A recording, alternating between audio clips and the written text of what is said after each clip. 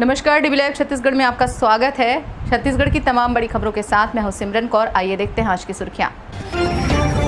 राष्ट्रीय रामायण महोत्सव का सीएम भूपेश बघेल ने किया शुभारंभ। कहा, भाषा राम सबके हैं, हमारी सुबह राम से होती है और शाम रामायण से। मुख्यमंत्री भूपेश बघेल ने भाजपा नेताओं पर कसा तंज। कहा, भाजपा के नेता निपटाते जा रहे, जो 14 विधायक हैं उन्हें भी टिकट नहीं मिलेगी। और केंद्रीय राज्य मंत्री अश्विनी कुमार चौबे ने कांग्रेस पर साधा निशाना। कहा, राम के अस्तित्व पर सवाल उठाने वाली कांग्रेस अब रामायण महोत्सव करा रही है। छत्तीसगढ़ के रायगढ़ में आयोजित राष्ट्रीय रामायण महोत्सव का शुभारंभ मुख्यमंत्री भूपेश बघेल ने किया। महोत्सव में 12 राज्यों के अलावा विदेशों से भी कलाकार पहुंचे हैं। शुभारंभ अवसर पर मुख्यमंत्री भूपेश बघेल ने कहा कि भाषा राम सबके हैं, निषाद राज के हैं, शबरी के हैं, सब उनमें आत्मीयता महसूस करते हैं। भगवान राम साकार भी हैं, निराकार भी हैं। राम को मानने वाले उन्हें दोनों स्वरूपों में मानते हैं। हमारी सुबह राम से होती है, शाम रामायण से। सीएम भूपेश बघेल ने कहा कि हमारा प्रदेश कौशल्या माता का प्रदेश है। यहाँ भगवान राम का राज तिलक होना था, लेकिन वे वनवास गए। निषाद राज से मिले, शबरी से मिले, ऋषि मुनियों से मिले, कितनी कठिनाई झेली पर अपनी मर्यादा नहीं खोई। आज हम सब ये महोत्सव में शामिल हुए हैं।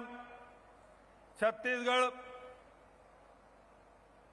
हमार माता कौशल्या के प्रदेश, माता सबरी के प्रदेश और यहाँ के आदिकाल से निवास करैया हमार आदिवासी भाई बहनी मन के प्रदेश। भगवान राम के वनवास होते, कहाँ बोला राज तिलक होना री से बोल वनवास दे जाते और भगवान राम वन जाते।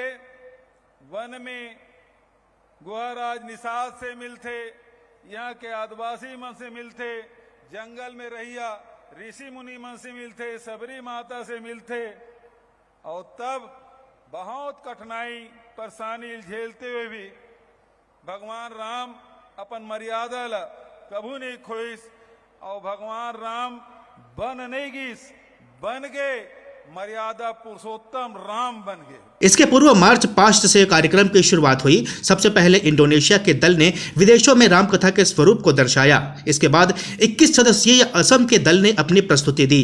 राष्ट्रीय महोत्सव में केरल, कर्नाटक, ओडिशा, असम, गोवा, पश्चिम बंगाल, उत्तर प्रदेश, हिमाचल प्रदेश, महाराष्ट्र, झारखंड, मध्य प्रदेश और छत्तीसगढ़ के रामायण दल शामिल हो रहे हैं। छत्तीसगढ़ के मुख्यमंत्री भूपेश बघेल ने भाजपा पर तंज कसते हुए कहा कि भाजपा सभी नेताओं को निपटाते जा रहे हैं। जो मौजूदा 14 विधायक हैं, इस बार उन्हें भी टिकट नहीं मिलने वाली। उन्होंने कहा कि नंद कुमार साय भी कांग्रेस में शामिल हो गए हैं और अब उनके पास पुराने बचते कहां हैं। राहुल गांधी के इंडियन यूनियन मुस्लिम लीग को सेक्युलर पार्टी बताने पर सीएम भूपेश बघेल ने कहा कि अजीब सी बात है, जिन्ना की मुस्लिम लीग अलग है और यहाँ केरल की मुस्लिम लीग अलग है। अगर ये पाकिस्तान की मुस्लिम लीग होती तो अब तक उनका रजिस्ट्रेशन खत्म हो चुका होता, लेकिन लोगों को गुमराह करने के लिए लगातार इस तरह की बातें की जा रही हैं। ये अजीब सी बात है, जिन्ना की मुस्लिम लीग अलग है और यहाँ केरल में मुस्लिम लीग है वो अलग है। और वो यदि वहाँ के मुस्लिम लीग है पाकिस्तान वाले तो आज तक के तो उसके रजिस्ट्रेशन समाप्त हो जाता, लेकिन दिग्भ्रमित करने के लिए लगातार इस प्रकार की बातें वो कर रहे हैं। सीएम भूपेश बघेल ने कहा कि पहले जब राहुल गांधी अध्यक्ष थे तब कहते थे परिवारवाद चला रहे हैं। अध्यक्ष से पद त्याग दिया, उसके बाद भी राहुल गांधी की लोकप्रियता में कोई कमी नहीं आई और भारत जोड़ो यात्रा में निकले तो लोगों ने कांग्रेस की सदस्यता ले ली। अब तक हिंदुस्तान में मानहानि केस में इतनी बड़ी सजा किसी को नहीं मिली जितनी राहुल गांधी को मिली है। देखिए, एक चीज है, पहले जब राहुल गांधी जी जब अध्यक्ष थे तब कहते परिवारवाद चला रहे हैं, उन्होंने अध्यक्ष पद त्याग दिया। उसके बाद भी राहुल गांधी की लोकप्रियता में कमी नहीं आई और भारत जोड़ो यात्रा में निकले तो उन्होंने उसकी सदस्यता ले ली। मतलब अभी तक के हिंदुस्तान में डिफेमेशन केस में इतनी बड़ी सजा किसी को नहीं मिली है जितना राहुल गांधी जी को दिया गया। आज तो एक सामान्य नागरिक हैं, कांग्रेस के नेता हैं, फिर भारतीय जनता पार्टी की इतनी तकलीफ क्यों हो रही है? मतलब खुद ही मानते हैं कि राहुल गांधी जी ही देश के सबसे बड़े नेता हैं और इस कारण से पूरे केंद्रीय मंत्री, भारतीय जनता पार्टी के राष्ट्रीय प्रवक्ता, अब तो मोहन भागवत जी भी कूद पड़े हैं। तो मोहन भागवत जी कहते हैं कि विदेश में जाकर देश के अपमान करते हैं तो वो देश विरोधी हैं। तो सबसे पहले मोहन भागवत जी जब